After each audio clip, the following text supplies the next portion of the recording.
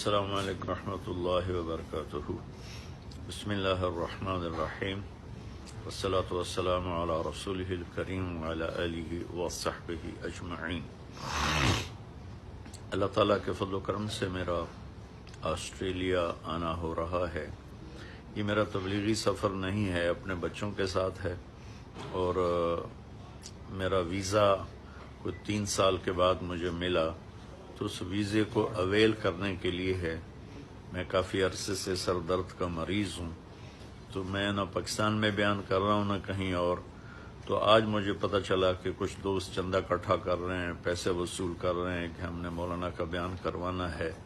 تو میرے بھائیوں، میں سب سے درخواست کرتا ہوں، اپنے دوستوں سے ملوں گا، میں جہاں ٹھہروں مجھے ملنے کے لیے تشریف لائیں، جتنے مرضی ہیں، لیکن یہ میرے بیانات کا سلسلہ نہیں ہوگا نہ سڈنی میں نہ میلبرن میں۔